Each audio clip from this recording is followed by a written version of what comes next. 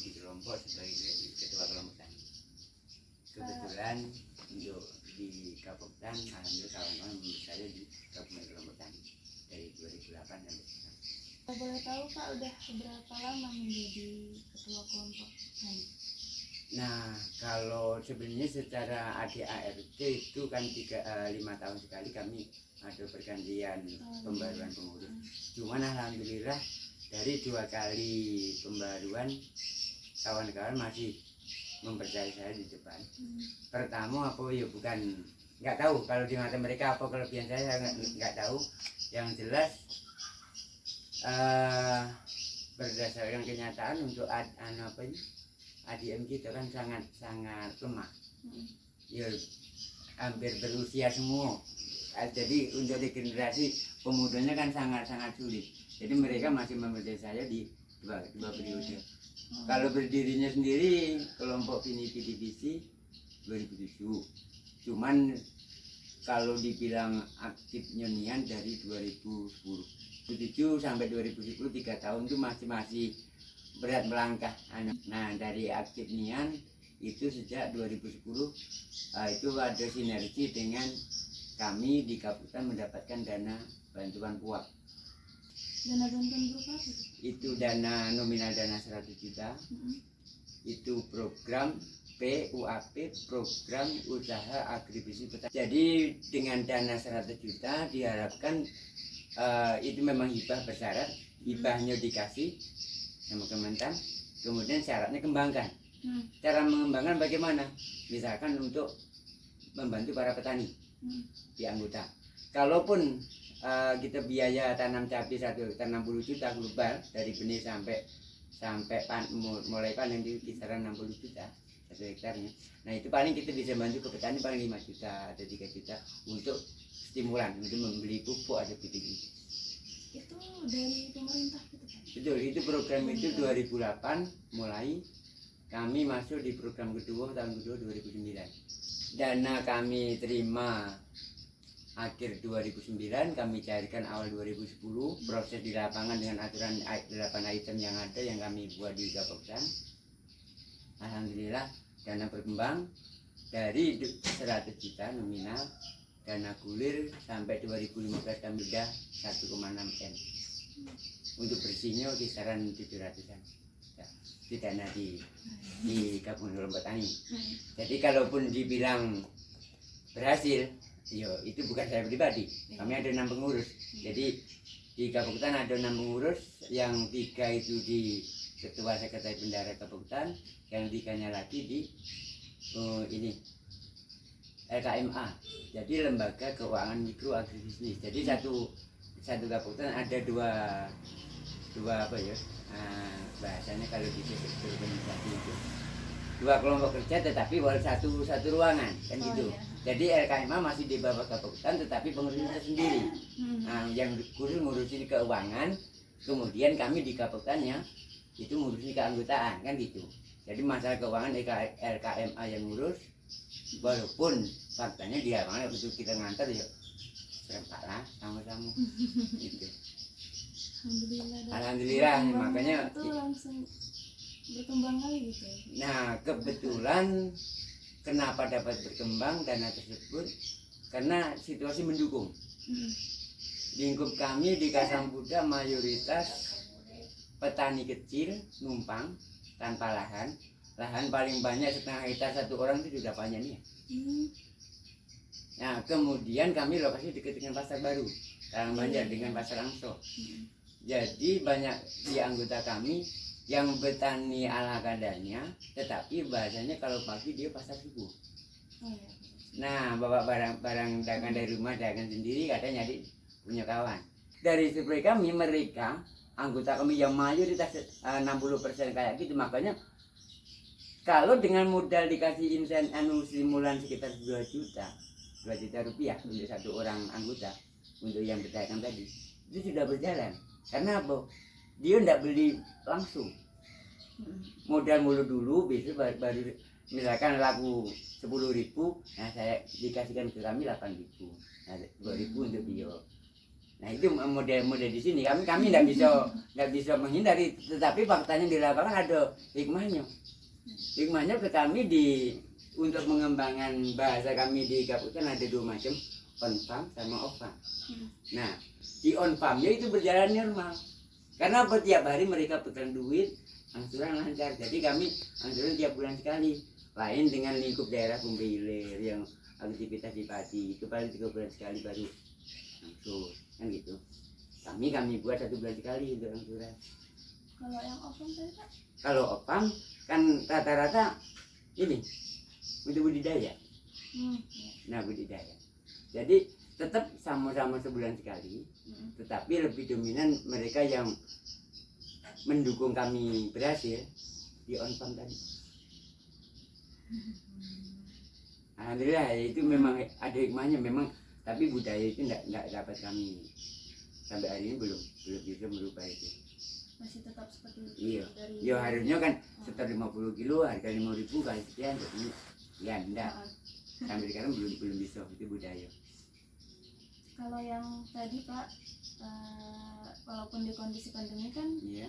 tetap diharuskan turun ke lapangan gitu Pak ya. Karena Yang nggak bisa- mengharuskan enggak ada, tetapi manusiawi. Iya.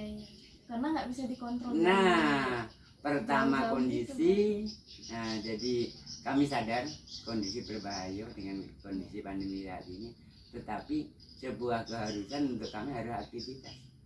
Bagaimana lagi karena ya memang makannya dari situ. Yang penting protokol kesehatan. Nah, aja. tetap kita pinter-pinter bijak lah. Kita Tuh Pak, kalau boleh tahu apa aja komoditi-komoditi yang di perkebunan itu Pak? kalau kami memang andalan kami di Holdi Madura. Iya.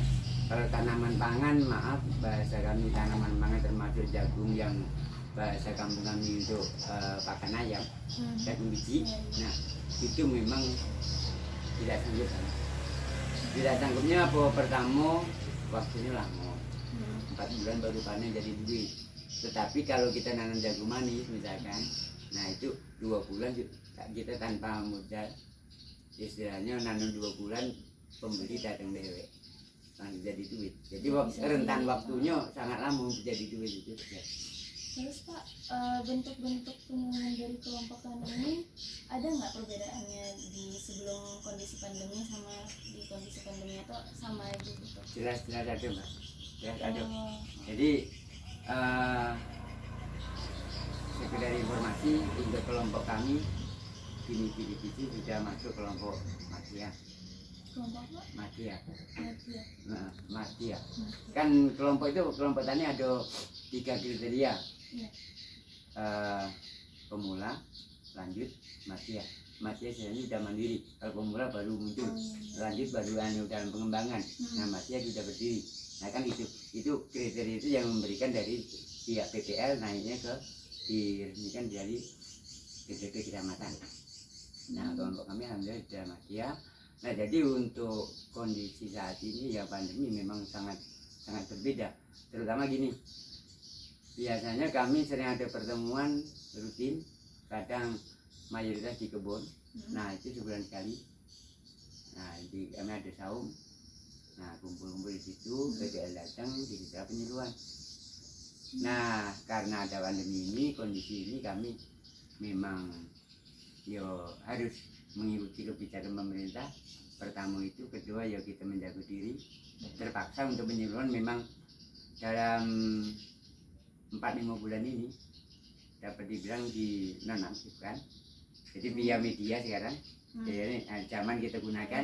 Nah via medsos kita gunakan via itu kalau ada informasi terbaru. Oh, iya. Nah Itu tetap ada jadwalnya juga Pak, kayak tadi kan sebelum pandemi sebulan sekali. iya. Kalau ini Malah lebih sering. Oh. Jadi seringnya karena apa? Kita paling petani sempatnya malam. iya. Nah malam buka-buka itulah ada mobilnya di situ lah. Jadi Jadi itu kira-kira sebulan berapa kali Pak kalau sekarang? Rata-rata ya bisa di 4 kali lebih, bisa 5 kali. Karena itu tadi kadang-kadang ada pertanyaan, misalkan cabai ku kayak gini gimana? Nah akhirnya sadar nggak sadar gabung. Bisa langsung sharing sama Iya. saya. Nah, kalau di lapangan kan dijadwal tanggal 10, tanggal 15 kan gitu. Tetapi setelah via daring malah dapat dibilang lebih sering komunikasi, tapi malam. Ya malam. Lebih mudah yang mana menurut Bapak? Kalau mudahnya lebih mudah via daring, tetapi ada sisi kurangnya juga. Daringnya kalau daring lebih intens, lebih sering. Tetapi untuk pembuktian di lapangan misalkan penyakit cabai rotok atau itu mati gadis, ini yang kayak mana mati gadis paling digambar, tetapi kalau di lapangan kan kita Bisa langsung nah gitu. faktanya inilah mati gadis misalkan gitu. Mati gadis yang jelas pohon cabai mulai berbuah, mulai nampak bunga, nah itu belum sanggup berbuah tetapi sudah mati. Nah, itu bahasanya mati gadis misalkan itu. Jadi kalau di lapangan nampak barangnya. Oh iya, kalau Iya misalnya fakta. Bapak, Nah kalau di daring kan paling cuma gambar kan, ini tanda-tandanya kayak gitu ya.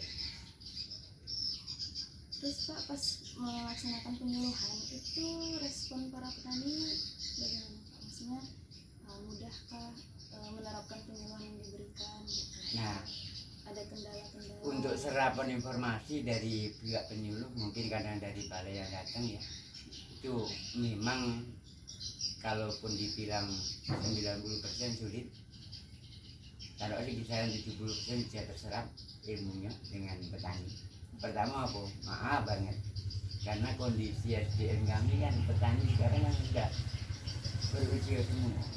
Nah jadi pengetahuan di situ paling diiokan, tetapi dalam pelaksanaan kadang-kadang terbentur mudah. Ya tahu deh kalau namanya cabai, apalagi ngomongin cabai, obatnya mahal-mahal. Nah kadang-kadang apalagi mohon maaf, jadi kalaupun informasi itu dibilang terserap berapa persen, paling 70%. Iya. Karena SDM, pertama SDM, kedua kenyataan di lapangan memang kondisi pandemi memang global banget efeknya. Ya global banget. Jadi hari ini kami di Kabupaten yang sangat sulit sesuai dengan kita imbangkan dengan budaya juga SDM kami itu mencoba mengajak kawan di anggota itu untuk beralih ke organik. Nama ini kan kimiawi. Kita mencoba merubah mindset mereka ke arah organik. Sulitnya minta ampun. Kenapa demikian? Pengalaman tiap hari misalkan kami aktivitas bayam kampung sawi misalnya, kayak kangkung darat itu kita tanam 10 hari mulai berdaun dua. Nah, itu kita menjat kimia pakai urea sama NPK, 10 hari lagi panen jadi duit. Tetapi setelah kita mencoba pakai organik 36 hari baru jadi duit. Jauh perbedaan. Nah Dari sebulan pertama ke sebulan waktu itu sangat lama, pangsa pasarnya itu belum dijamin. Gimana pasar orang dijamin? Nah belum nampak kan, paling ada di soal aja, paling stok mereka paling berapa kilo, 10 kilo paling banyak. Nah andaikan kita mencoba itu tanpa pangsa pasar, nah itu bukan kita tidak mau, tetapi majunya mau, oke lah. Tetapi itu tadi pangsa pasar belum mendukung. Jadi kembali kalau untuk serapan informasi yang kami terima baik itu dari tidak penyuluhan, nah itu pun dapat dibilang 70% maksud. Kalau setelah pandemi ini Pak kan dari daring gitu Iya. penyuluhannya.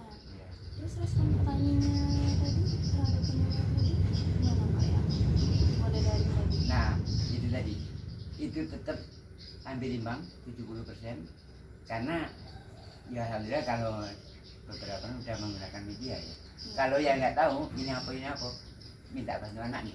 Nah tapi tidak jarang tetap penyuluh langsung misalkan ada kendala yang sangat parah misalkan di daring tidak teratasi. Nah ini tidak ada mas.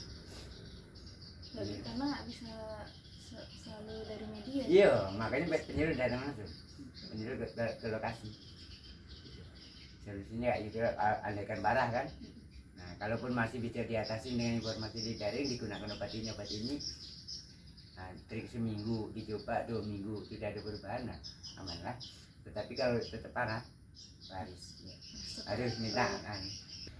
Kadang tidak jarang kebetulan kami di intern Bapeten sudah kerjasama dengan pihak Bapeten Jambi yang di Pas 11 Pas 10 itu ya, di DPTP.